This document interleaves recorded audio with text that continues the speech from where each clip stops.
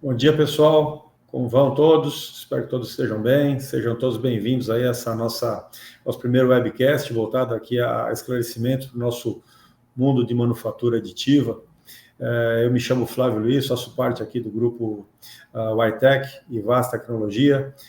Aqui orgulhosamente nos acompanha nesse nosso webcast Dr. Rony Rego, responsável do CCM ITA, Dr. Álvaro Michelotti, da Zen SA, e nosso colega Guilherme Guimarães, responsável aqui pela Eggendauer, parceiro na área de tecnologia. Bom, pessoal, a ideia é que a gente faça o nosso bate-papo aqui durante 40 minutos, e dentro desses 40 minutos a ideia é esclarecer um pouco mais sobre alguns processos de manufatura aditiva. A gente trouxe aqui a Zen para falar um pouquinho da mudança de base tecnológica, como isso beneficiou a empresa. Então, eu queria saudar aqui os nossos colegas, cada um dentro da sua área. O Guilherme está lá na Alemanha, o doutor Rony está lá em São José dos Campos, o doutor Álvaro em Joinville. Então, saúdo aqui aos meus colegas, sejam todos bem-vindos à nossa audiência. Espero que a gente tenha aí 40 minutos aí de bom conhecimento. Temos um chat disponível para que todos possam fazer suas perguntas. De backup, temos duas colegas, dona Mariana e dona Débora, que estão acompanhando vocês aí, respondendo os chats, tá bom? Então, qualquer dúvida, qualquer pergunta no chat, as colegas vão passar aqui para nós, tá bom? Então, eu queria começar aqui o nosso dia perguntando aqui ao Dr. Álvaro. Dr. Álvaro, bom dia. A gente sabe que a Zen, dentro do setor metalúrgico, né, tem aí uma grande capacidade produtiva para o setor automotivo, e por muitos anos, usando os métodos tradicionais de manufatura, né? Como que a mudança de alguns processos tradicionais de manufatura para o processo de manufatura aditiva pode impactar aí no processo produtivo, na economicidade e na produtividade dentro da empresa? Doutor, bom dia. Bom dia, Flávio. Bom dia aos colegas aí. Só pontuando, né, Flávio, é Brusque aqui, né? Perto de Joinville. Brusque. Estamos do ladinho aí de Joinville. Então, essa questão de aplicação da manufatura aditiva aqui na Zen, posso dizer assim que já é algo de algumas décadas que a gente vem aplicando, mas inicialmente foi a nível de protótipos, né, na área de engenharia de produto, desenvolvendo então alguns testes iniciais aí já com essa tecnologia. E aí, mais recentemente, a gente começou a visualizar o potencial de uso dessa tecnologia também para dispositivos de auxílio à manufatura, né? Seja no processo de montagem, usinagem, que a gente tem também bastante dispositivos. E essa fabricação, originalmente, ela estava sempre alocada na nossa ferramentaria própria, né? Então, a gente tinha que dividir os recursos que eram prioritariamente, claro, para nossos ferramentais de conformação. A gente dividia a fabricação desses dispositivos. E agora a gente conseguiu, com o uso da manufatura aditiva, migrar alguns desses dispositivos já fabricados agora com tecnologia de manufatura aditiva em polímeros. Então, isso libera um pouco da nossa ferramentaria para o core aí da conformação, né, para os ferramentais que são mais, realmente exigem o processo ainda tradicional, e a manufatura aditiva permitiu, então, esse alívio aí, até da urgência que tinha muitas vezes na questão da fila da ferramentaria.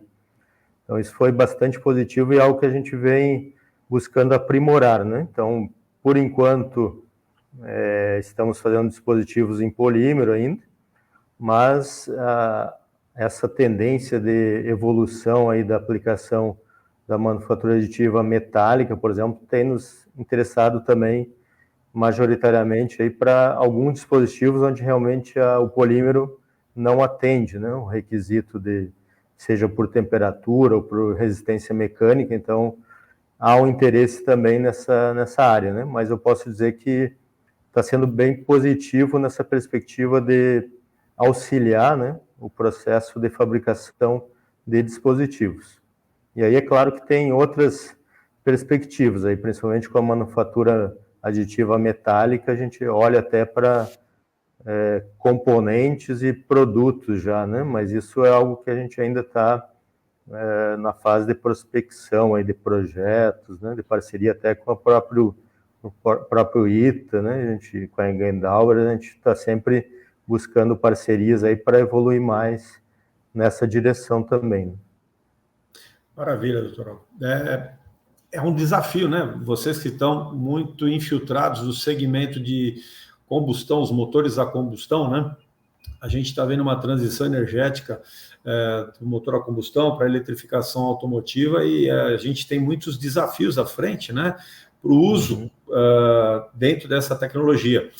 A gente fez parte de alguns projetos de pesquisa junto ao ITA, onde ali nós tivemos a oportunidade de conhecer um pouquinho mais, né? E aí eu jogo a pergunta aqui para o Dr. Rony, onde diversos estudos foram aplicados justamente como a manufatura aditiva pode ajudar na produtividade das empresas. E quando a gente começou, muitas perguntas vieram, né? A manufatura aditiva é só para protótipos? A manufatura aditiva é um negócio apenas para a Alemanha, para o povo europeu, né? É muito cara? Qual a relação que a gente pode ter aqui, né, doutor? Com a parte de produtividade, economicidade, com a implementação de pequenas técnicas e conhecimentos de manufatura aditiva, né? Bom dia, doutor Rony. Bom dia, Flávio. Bom dia, Álvaro, Guilherme, os colegas aí que estão assistindo pelo LinkedIn.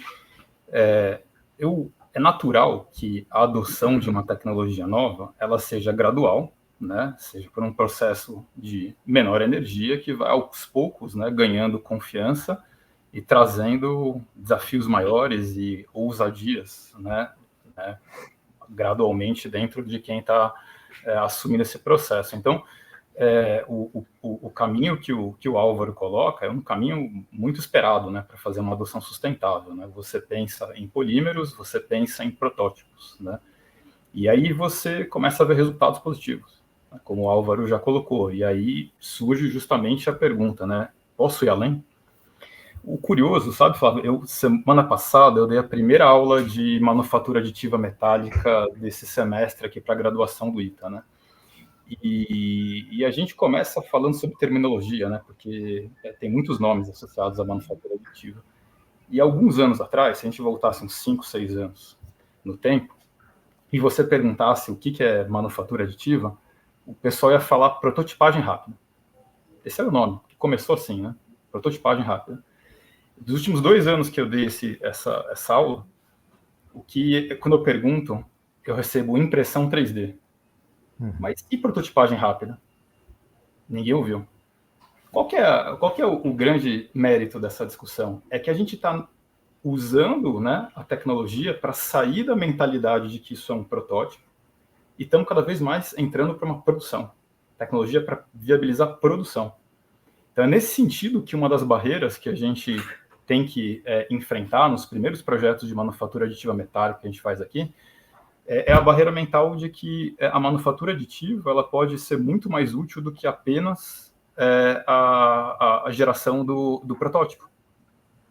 Então, assim, até para a gente circular mais, em vez de responder, acho que talvez todas as perguntas de primeira, acho que essa primeira, eu posso mostrar um slide de um projeto que a gente tem feito com uma série de empresas, 29 empresas ao mesmo tempo, pelo programa Rota 2030, que agora é Mover, que mostra como a gente quis quebrar essa barreira, né? Então, essencialmente, a ideia era assim, né?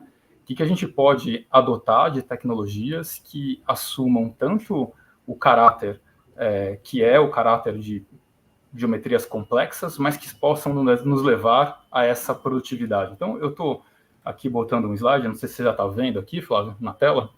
Ainda não. Vídeos. Aí você me avisa se estiver vendo.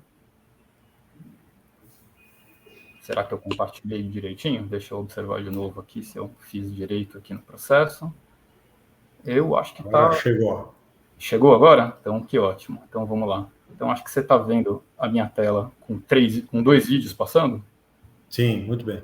Perfeito. Então, olha só como a gente quis, né, transpassar essa barreira do protótipo, né? Então, à esquerda, vocês estão vendo, o que foi feito em manufatura aditiva é essa peça que está se movimentando para cima e para baixo. É uma ferramenta de corte de uma engrenagem que está sendo cortada no centro. Testado em chão de fábrica. ela foi produzida por um processo de deposição direta de energia, que é a manufatura aditiva metálica, para cortar outro metal em chão de fábrica, isso no primeiro, né, desenvolvimento do processo. À direita, né, por outro lado, a gente vê uma parte de um ferramental de estampo que foi reparado para ser utilizado para estampar, né, e esse reparo foi feito com técnica de manufatura aditiva metálica também.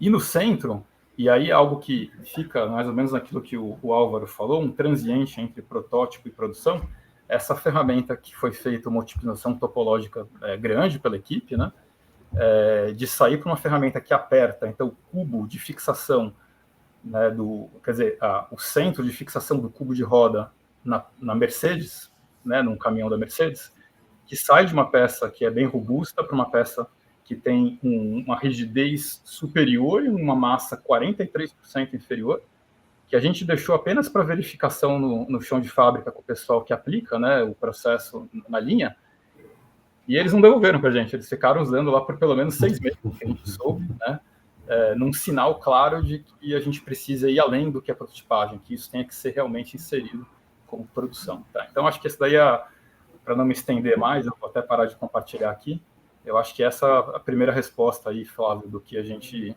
imaginava apresentar. Muito bom.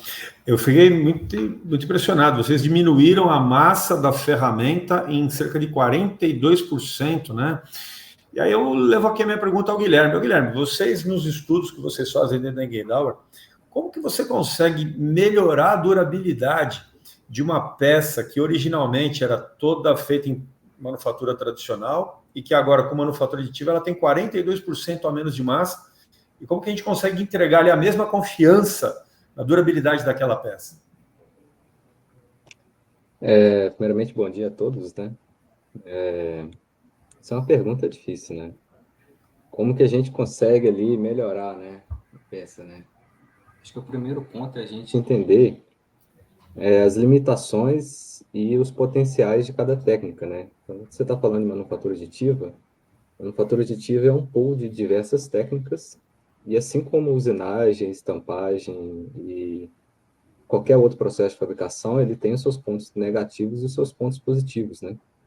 A gente consegue trabalhar na otimização explorando as capacidades, os pontos positivos da manufatura aditiva, por exemplo, né, a liberdade de design, a questão de você conseguir incrementar a ferramenta com features que ela não teria originalmente, né? Mas sempre entendendo a limitação ou os desafios da técnica, né? Então, ainda na manufatura aditiva metálica, né, ela tem uma característica muito importante, que é a construção ali das tensões residuais, né? Então, a gente vê muitos casos em que o projetista se debruça por horas ali no projeto da ferramenta, né? E na hora que ele vai começar a imprimir, ele tem ali problemas na impressão, né? E isso muitas vezes se dá aos desafios da própria técnica que está relacionada aí às tensões residuais, né? Então, a gente na Gerdauer, a gente tem buscado fazer um projeto, vamos falar assim, mais abrangente, né? Explorando os potenciais de redução de massa e as capacidades que a construção por camadas nos traz, né? Mas sem deixar de lado as tensões residuais, as distorções, né, que saem desse processo, para que, no final das contas, a ferramenta ela tenha a durabilidade, né, esperada. Então, é mais ou menos nessa linha, né, que a gente tem buscado atuar, e é onde a gente vê assim, que a manufatura aditiva, ela, de fato, tem bastante potencial para contribuir, né, com a competitividade da indústria, né, e trazer novas soluções também para o mercado. A gente tem, você tocou num ponto interessante, que é um objetivo grande de estudos aqui da Vasta Tecnologia, justamente a partir de tensões residuais, né? A gente tem observado acho que o volume de papers desenvolvidos na área de tensões residuais no mundo, ultimamente, quase todos eles estão voltados aí em aplicações de manufatura aditiva, né? E o ITA, com muito orgulho, acho que no mundo inteiro tem tido uma grande participação na geração de conhecimento de análise de tensões residuais no mundo de manufatura aditiva. E aí entra a minha pergunta aí ao Dr. Rony, né? A gente hoje, consegue melhorar a nossa qualidade de produto só com algoritmos de manufatura aditiva. O algoritmo que a gente possa programar dentro da nossa máquina de manufatura aditiva, a gente consegue melhorar a durabilidade da peça só na disposição de peça dentro da área de trabalho, doutor? Flávio, eu acho que a questão, né, integridade de superfície e manufatura aditiva é bem complicada mesmo, né? Eu vou dizer uma coisa para você. Se o inventor da manufatura aditiva metálica fosse um pesquisador de integridade de superfície, ele não teria inventado a manufatura aditiva metálica, substancialmente. Porque, assim, vamos olhar assim, né? Um dos processos, antes da manufatura aditiva metálica, um dos processos mais complexos de você avaliar a tensão residual era um processo de soldagem, por conta da fusão localizada, né? A fusão localizada gera heterogeneidades de deformação térmicas, de contração, dilatação, e estruturais, de mudança de fase, que concorrem um contra o outro e levam a gente, né, a ter variedades de intensidade, heterogeneidade e tensão residual. Muito bem. Isso posto, agora imagina que você tem, né? Eu vou tentar subir aqui, tem a pergunta em cima do meu rosto aqui, mas eu vou tentar subir aqui, ó. Eu tenho um cordão de solda, né? Imagina que se esse cordão de solda já é complexo, obrigado, pessoal. Agora a gente vai ter um segundo cordão do lado, um terceiro, e aí, depois disso tudo, que já está complicado, você vem com outro por cima, cruzado ainda. E mais outro, sem que você tenha ainda resfriado o primeiro, fazendo ciclos de variação térmicos, ciclos estruturais sobre essa mesma região. Então, assim, realmente é um baita de um desafio, eu coloquei de uma forma simplista aqui, o que é entender tensão residual, que não é apenas um mecanismo térmico, ele é térmico e estrutural ao mesmo tempo, para a gente saber o que vai sair de distorção. Mas Rony, qual que é a grande vantagem de a gente correr atrás dessa explicação? Porque, no fim das contas, a gente quer usar a manufatura aditiva para poder eliminar uma série de processos de fabricação que são caros. A gente quer diminuir a cadeia, a gente quer enxugar. Então, se a gente não dominar o grau de distorção, variações de microestrutura e de superfície, a gente vai continuar acrescentando um monte de processos depois.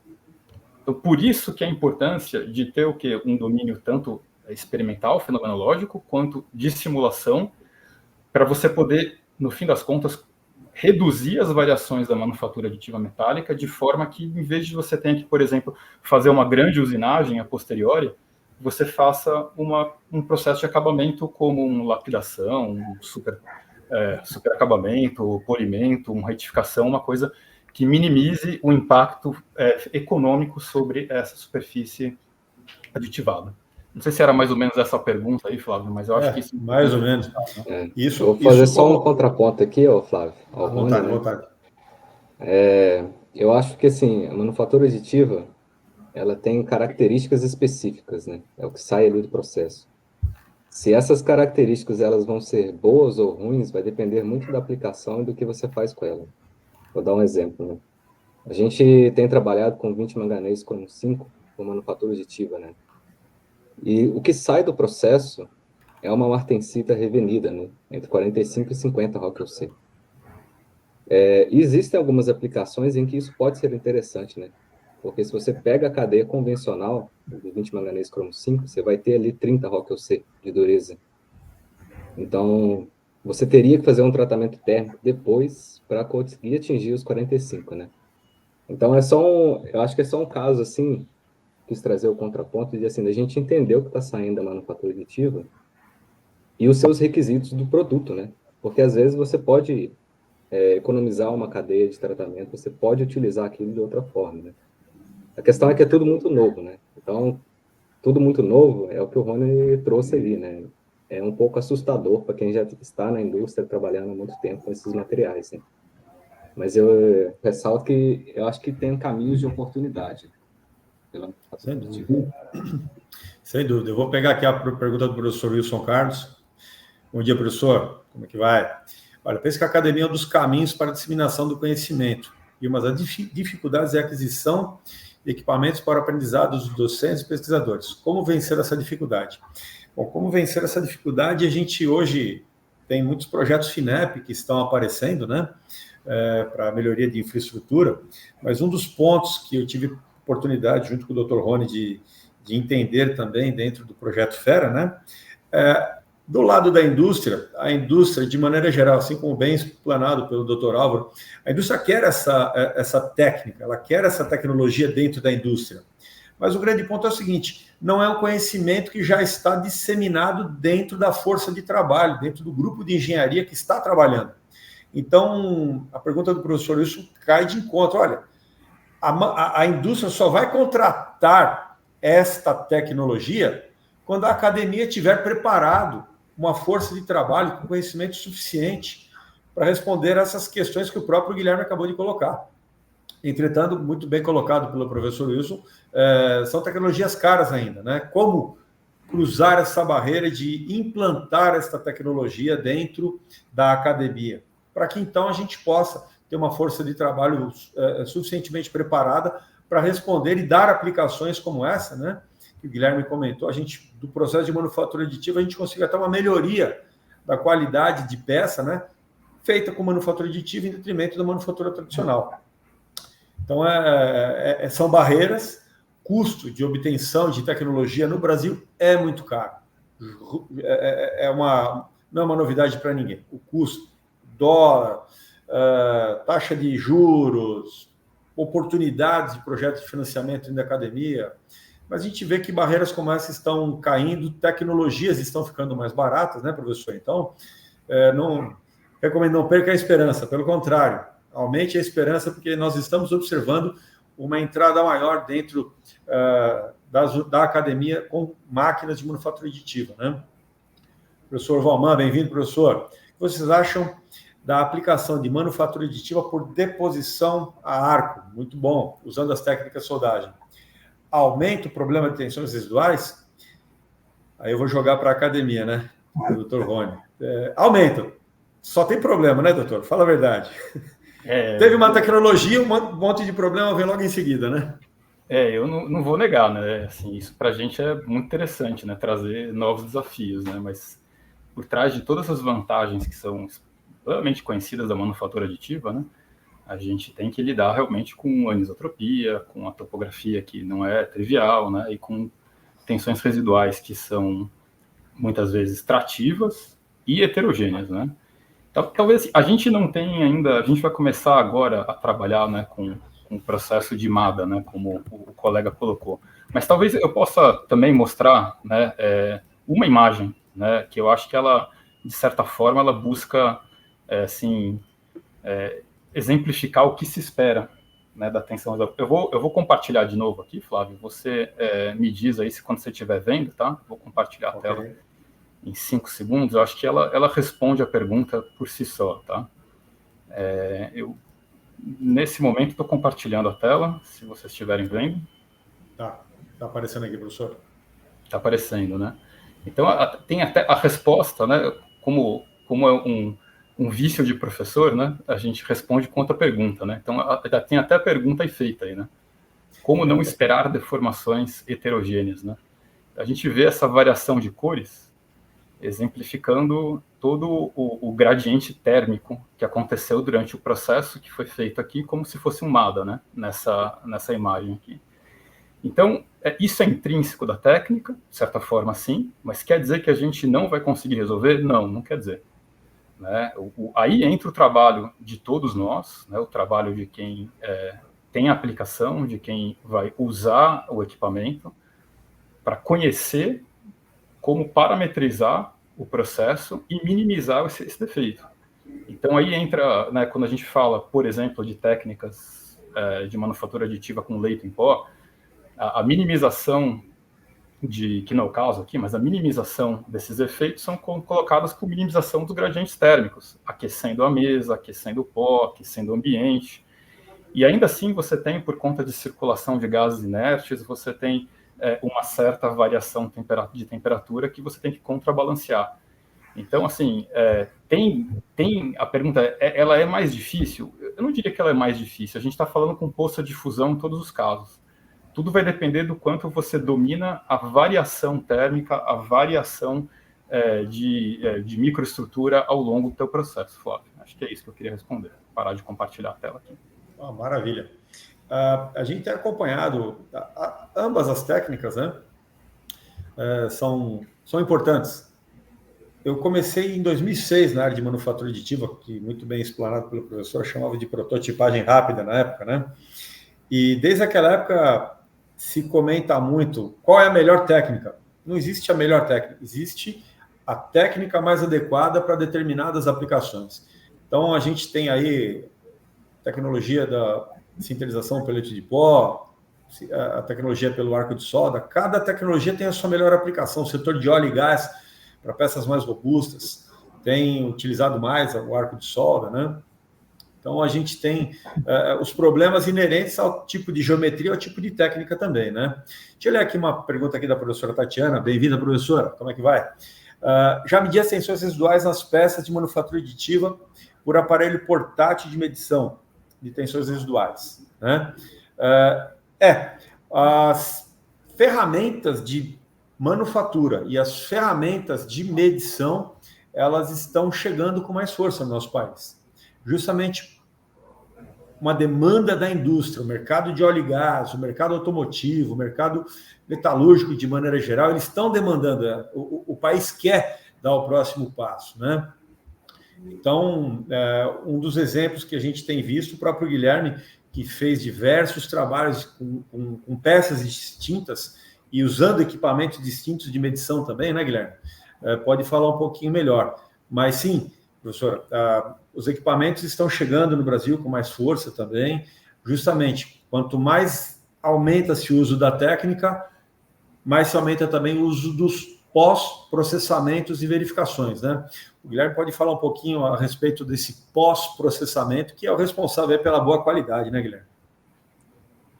Sim.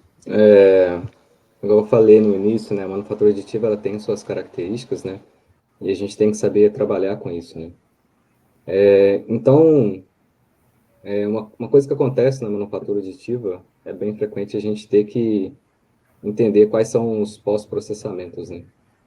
E aí as opções são, assim, elas são variadas, né, existe shot pin, existe retificação, né, e uma das coisas que a gente tem abordado, eu vou falar um pouco da Eigendauer, né, a gente tem investido bastante na digitalização dessa cadeia, né, e a gente tem conseguido resultados interessantes estudando ali como a tensão residual vai evoluir no pós-processamento, né. Então, parte de tudo, de toda a adoção da tecnologia, você entender o que o shot pinning vai fazer na sua amostra, o que a retificação vai fazer, né? Então, isso é uma parte que a gente tem desenvolvido e que a gente vê que apresenta bons resultados, né, na peça final. Então, se você define a cadeia de pós-processamento correta, você consegue ali, então, tirar o melhor que a manufatura aditiva vai trazer, principalmente aqui falando da liberdade de design, mas ainda manter a funcionalidade da peça, né? Que aí são requisitos de tensão residual, de superfície, né? E eu queria trazer só mais um ponto que falaram sempre aí do custo, né? Do equipamento. E custo de equipamento é uma coisa muito sensível, né? Principalmente você falando do Brasil. Mas uma coisa que tem que ser sempre considerado também é o impacto da implementação dessa tecnologia na empresa, né? Então, o Álvaro falou bem no início ali, né? Eles tinham ali uma questão da ferramentaria, de protótipos, né? E você aplicar a manufatura aditiva como uma forma de melhorar a eficiência global da empresa ou melhorar o lead time de algum produto, né? É uma das formas de implementação e é uma das formas de você calcular o custo de implementação da tecnologia, né? Ou seja, hoje eu tenho uma cadeia de produção de ferramental pré-definida já com usinagem. Se eu substituir um processo de usinagem na fabricação de um dispositivo por um processo de manufatura aditiva, qual é o impacto disso em tempo, qual é o impacto disso em custo, né? E daí, muitas vezes, é o ponto em que a gente consegue o payoff, ou a gente consegue, assim, um retorno de investimento mais alto, né? Que é onde você aplica a manufatura aditiva para aumentar a eficiência da empresa interna, né? De fabricação, de dispositivos. Então, eu acho que esse é um contraponto aí, porque a gente sempre fala o custo de compra do equipamento, né? Mas quando você está analisando, principalmente do setor industrial, você tem que analisar o impacto daquilo na eficiência da empresa, na eficiência de custos, né? Então, acho interessante trazer esse contraponto também para a discussão de custo, né? Que é sempre analisar o impacto disso na sua cadeia produtiva, né? Eu acho que o Álvaro poderia aí falar até melhor desse aspecto, né? Bem pertinente esses aspectos, né, Guilherme? Porque exatamente como tu comentou, né, a gente já teve uma visão inicial do potencial dessa tecnologia de manufatura aditiva nessa contribuição, né, que a gente já aplicou aí em alguns dispositivos. Eu acho que há uma expectativa muito grande também de o que mais a gente possa fazer, né? E aí, entre os vários pontos, né, que o professor Rony comentou, que também pontuou ali, sobre vários aspectos ainda de desafios que a gente ainda não conhece sobre a viabilidade, né? Tanto uma perspectiva de viabilidade econômica como técnica também da aplicação o quanto eu vou chegar, por exemplo, do acabamento superficial que eu tenho hoje, né, no processo tradicional, e quanto que eu vou conseguir chegar, e eu vou ter que colocar de pós-processamento, né, e aí esses pós-processamentos, eles vão ser viáveis, eles vão colocar quanto de custo adicional sobre o meu processo, já pensando na possibilidade, por exemplo, de uma manufatura até para componentes, né, normais de produção, de pequenos lotes, né, que é outra coisa que, por exemplo, interessa para a indústria, né, a viabilidade desses processos de manufatura, não só para dispositivos, mas se a gente pensar em lotes de manufatura, né, a gente tem uma série de desafios aí nesse entendimento, né, então aí que entra os projetos de parceria com a academia também, né, aquilo que foi comentado ali numa pergunta, né, como que a gente viabiliza os equipamentos, né, tanto para a própria academia, para entender como que esses processos vão se comportar numa realidade de manufatura, como que a gente na empresa vai convencer também a própria, né, o nosso próprio mindset aqui, né, do processo tradicional. Será que a manufatura aditiva vai conseguir substituir algo que a gente tem hoje, que é feito de forma tradicional? Então, acho que tem uma série de desafios, mas bastante expectativa, assim. Eu tenho bastante expectativa que a gente possa ganhar muito com isso no futuro, né? Então, acho que é isso que a gente tem feito, né? Tentar fazendo bastante acompanhado, vamos dizer, a evolução e tentado viabilizar aí possibilidades de parcerias também com a academia para viabilizar e esclarecer qual que é esses desafios, né? Onde que eles estão hoje, até onde que a gente pode chegar. Boa, obrigado, professor Álvaro. Bom, chegou a pergunta do Tiago aqui. Pergunta grande, assim como a resposta será grande também, né? Vou convidar aqui o Dr. Rony para fazer essa resposta aí por parte da academia, né? A manufatura aditiva apresenta uma microestrutura formada em uma condição acentuadamente fora do equilíbrio termodinâmico, ao contrário dos processos de manufatura tradicional. Onde isso é controlado? Por que esperar de uma peça de manufatura aditiva um melhor desempenho em relação à manufatura convencional, né? A manufatura aditiva vai avançar de forma competitiva a manufatura tradicional? Antes do doutor responder, eu só vou colocar. Basta ver o que Elon Musk tem feito na transição do Raptor 1 para o Raptor 3, né? Isso ajudou muito na transição energética da própria empresa, o consumo de combustível, o peso da aeronave, né? Mas vou deixar para o Dr. Rony aí colocar essa resposta. Com certeza, Flávio. Assim, a gente está sendo esmagado por uma série de requisitos que estão vindo com a transição energética, né? Com ESG. Então, as peças têm que ser mais duráveis, mais eficientes, mais silenciosas. E o que fica claro, então, quando a gente fala de manufatura aditiva, é que a gente não vai conseguir utilizar os processos convencionais, os materiais convencionais, com a manufatura convencional. Então, a manufatura aditiva vai ser praticamente uma questão de sobrevivência de mercado. É assim, não é uma questão de custo, assim, eu consigo entregar o produto de acordo com os requisitos ou não.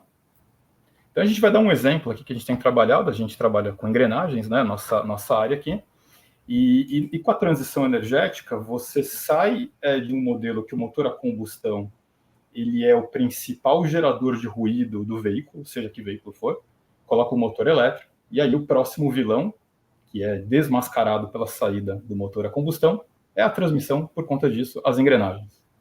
Muito bem. Então, você faz o ruído aparecer, e além disso, numa rotação muito maior, comportamento estacional muito mais complexo. Então, o trabalho que a gente vem fazendo nos últimos anos é usar a otimização topológica muito parecida com aquela que a gente viu a ferramenta de montagem do cubo de roda da Mercedes no corpo da engrenagem. E aí não é fazer furo, como se fosse a usinagem. Aí tem um trabalho de você criar cavidades específicas, usar a estrutura látice da manufatura aditiva, que é aquelas várias treliças internas do material, colocando de forma grosseira, para tirar massa e o ar e os vazios, onde a gente consegue infiltrar polímero, por exemplo, trabalham com uma impedância para passar o ruído. Resumidamente, a gente conseguiu com isso aumentar 23 vezes o amortecimento do ruído que saía do dente da engrenagem para chegar no centro, que é a propagação para o eixo. 23 vezes. Que carro elétrico que a gente não vai entender a partir de agora, que não vai demandar esse tipo de solução? Que avião elétrico que não vai demandar esse tipo de solução de baixar peso e diminuir ruído? Ainda mais voando em baixa altitude, onde o ruído vai ter uma demanda, um requisito. Então, quer dizer, o que a gente está falando de manufatura aditiva, ela é uma saída não para reduzir custo, é uma saída para sobreviver no mercado mediante essas aplicações, que são aplicações de altíssimos requisitos vindo da transição energética. É a solução, Flávio. Dá um pouco de medo, mas é uma questão de sobrevivência. Tem uma regra aqui no marketing que diz que você tem que lançar o produto antes do seu concorrente. E nós estamos inseridos no mercado global de competição, e os nossos concorrentes estão fazendo isso com muita maestria. E nós vamos chegar lá. E justamente corroborando com o que o professor Wilson colocou, a professora Tatiana, o Thiago, é uma questão de o apoio da academia ser fundamental para que a nossa transição de economia de manufatura tradicional para manufatura aditiva ocorra com bastante sucesso, né? Nós estamos aqui com 37 minutos de apresentação, estamos indo para os minutos finais aqui. Eu só fico muito agradecido, porque o que nós vimos hoje só motiva que a gente não consiga completar todas as nossas funções de hoje, né? Isso nos motiva a programar mais um webcast, né? Vou convidar aqui o Dr. Álvaro, o Dr. Rony, o Dr. Guilherme também, porque tem muita pergunta que a gente não consegue responder hoje, que apareceu aqui no nosso chat, e nós teremos que fazer muitas outras, tá? Mas as perguntas todas que foram colocadas, as nossas colegas que estão aqui por trás da cena estão anotando, nós responderemos todas e programaremos mais uma. Mas a parte de transição energética, a parte de economicidade, a parte de colocar a nossa indústria como grandes players do mercado, se faz urgente e necessário que esse conhecimento de manufatura aditiva seja disseminado, tanto dentro da academia, com todas as técnicas, muito bem colocado pelo professor Valman, a partir das técnicas de arco de solda, a sinterização no leito de pó, as técnicas de polímeros também, todas elas são fundamentais aí para que a gente possa fazer essa nossa transição de base tecnológica e aumentar a nossa competitividade da indústria nacional. Eu queria deixar aí o meu agradecimento a todos.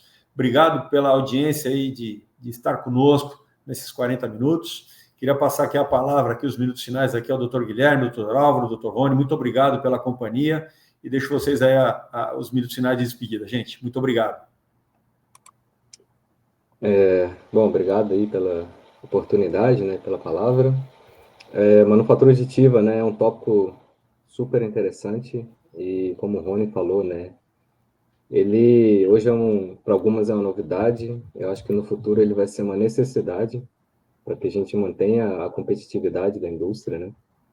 E é claro que todo o processo tem seus desafios, né? Pelo lado da Gerdauer aí, a gente tem investido bastante no entendimento das tensões residuais, nos modelos digitais, né? Então a gente vai conseguir aí suportar, né, a indústria em termos de design, em termos de modelagem, e, né, a gente está suportando aí o desenvolvimento dessa técnica e a implementação dela, que a gente vê como fundamental aí para a competitividade futura, né, do setor industrial. Obrigado aí a oportunidade, acho que vou passar aí para o próximo. Eu gostaria de agradecer também o convite, a oportunidade de participar dessa discussão, que acho que foi muito rica.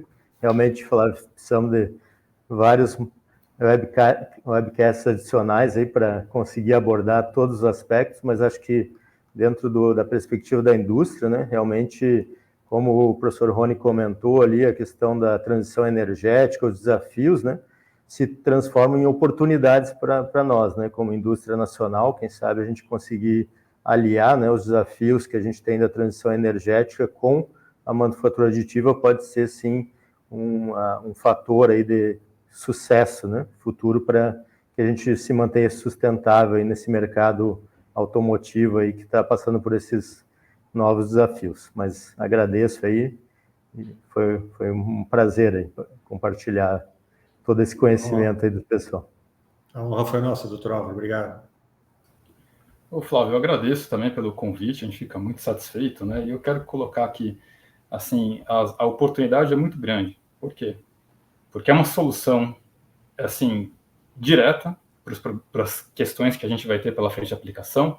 E se é complexo utilizar, maior ainda a oportunidade, porque é complexo para todo mundo. Então, vamos a gente como país, como Brasil, vamos a gente mergulhar nessa complexidade, resolver essa questão e ser seguido, em vez de seguir os demais. Eu acho que essa é essencialmente a mensagem final. Vamos junto para a gente trazer isso com benefício econômico para o país. Legal. Doutor, obrigado aos participantes, obrigado à nossa audiência. Se Deus quiser, estaremos na próxima, todos juntos aqui. A gente vai se colocando aí pelo LinkedIn aí à disposição, tá bom? Gente, muito obrigado, tenham uma boa semana e, se Deus quiser, nos veremos na próxima. Até a próxima, gente. Tchau, tchau. Obrigado, pessoal. Até mais.